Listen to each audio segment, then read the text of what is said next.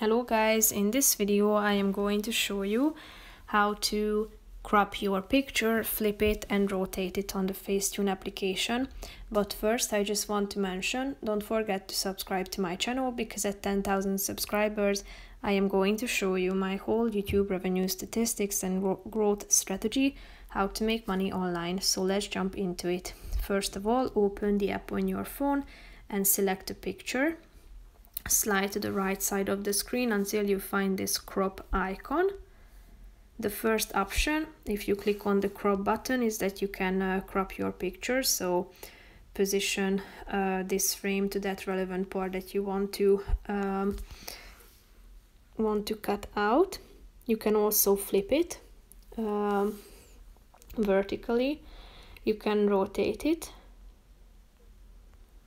and straighten it by the help of this scale in the middle, and you can also choose from the fixed ratios.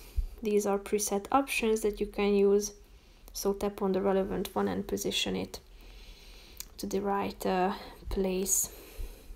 If you are done with it, tap on the checkmark icon down below to save your changes. So that's pretty much it for this video guys. See you in the next one. Bye bye.